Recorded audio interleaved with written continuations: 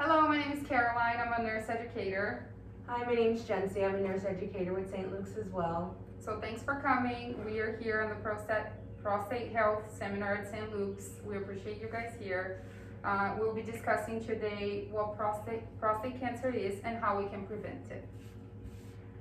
The prostate is a small gland just below the bladder in front of the rectum, and the glands are walnut size but often grows in size with age.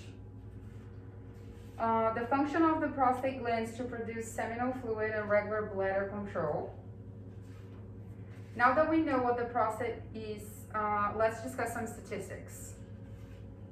Prostate cancer is the second most common cancer in American men after skin cancer, and 1 out of 8 men will be diagnostic, but the survival rate is high with treatment. Can anyone tell me what symptoms someone with prostate cancer might have? Oh yes. Painful and frequent urination. Exactly. You may also experience a weak urine flow, painful ejaculation, and blood in urine. Perfect. Although the cause of this cancer is unknown, there are known risk factors associated with prostate cancer. Age, genetics, race, and family history are some risk factors to consider. Yes. Since we can't change those risk factors, what can I do to help prevent prostate cancer? That's a great question. Some lifestyle changes have shown to help in prostate cancer prevention. Some studies show a relationship between a high-fat diet and prostate cancer diagnosis. With that said, you want to reduce intake of red meat, dairy products, and saturated animal fats like butter, cheese, lard, and cream. Also be sure to increase fruits, whole grains, and vegetables that will give you many vitamins and nutrients. Also, maintaining a healthy weight and regular exercise is very important.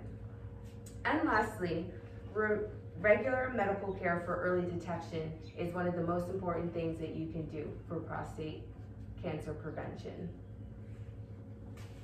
So if I have any questions or concerns, I should go see a specialist. You don't necessarily need to go see a specialist. This is a conversation you can have with your PCP at a routine appointment or one of your annual physicals. The doctor will consider your age, any family history of prostate cancer and other risk factors to determine when you need to be tested and how often you need to be tested. So if you have any questions, the best person to help guide you is your PCP. Okay. All right. Any other questions? All right, thank you guys for coming. You.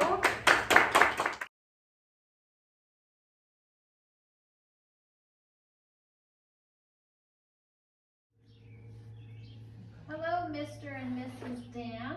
My name is Noelle. This is Teresa.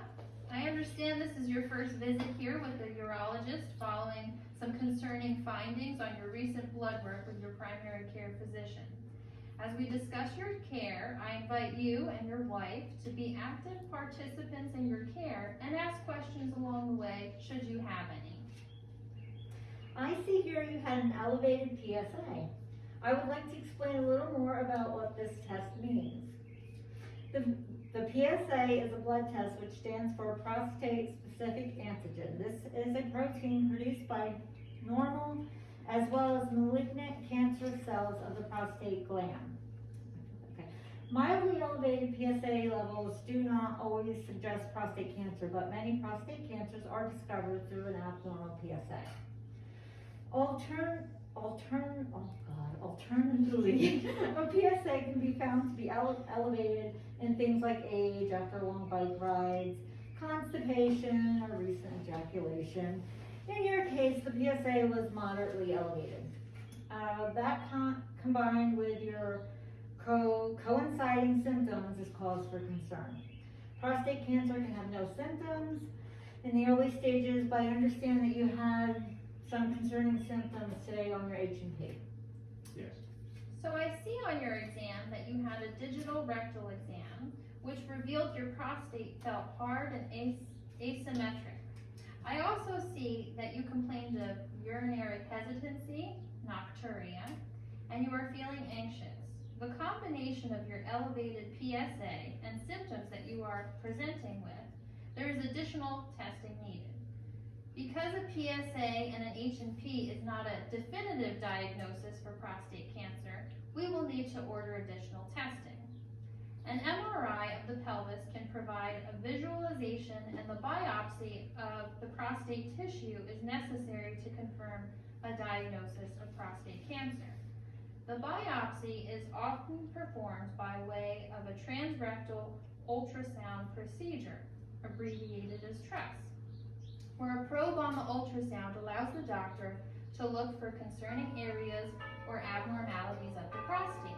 If there is a cause for concern in a certain area, a needle is inserted through the rectum wall into the prostate, and a sample of the tissue is obtained to send to the lab. I know this is a lot of information for you and your wife to absorb, and we are here to help you through it. As long as you and your wife have no other questions, we would like to schedule these tests.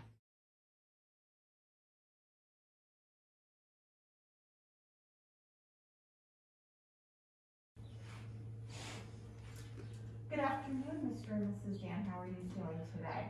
Good, how are you? Good, good. So you're here today because we got the test results back from your recent testing that you had done. You had the biopsy done of your prostate. So based on those results, we've determined that your cancer is in stage 2, unfortunately, okay? Due to that fact, the tumor was found on the digital rectal exam that they did and visualized by the MRI that was done. The tumor is confirmed to be in the prostate. So while it's confirmed you do have prostate cancer, there is no sign that the cancer has spread to other parts of your body, okay? So we're gonna discuss some treatment options that you have. There are several treatment options for you at this point, which includes surgical therapy, radiation therapy, and chemotherapy. Based on the biopsy and this testing we've done, we think that the cancer that would best be treated with external beam radiation therapy at this point. That would consist of you'd have treatment outpatient 5 days a week for 4 to 8 weeks.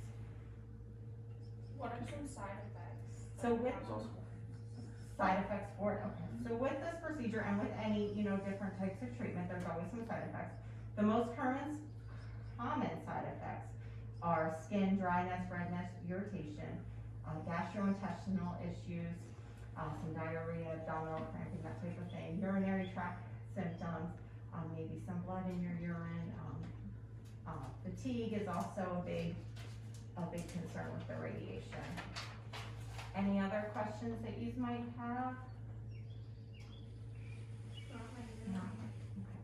So I understand that this is a lot of information to take in regarding the treatment options. But I invite you to think about your options and maybe ask any questions. We can meet again to go over them. Many men and families who are experiencing this, they have lots of questions. We do have some support groups we could set you up with and that type of thing throughout it all. Any other questions?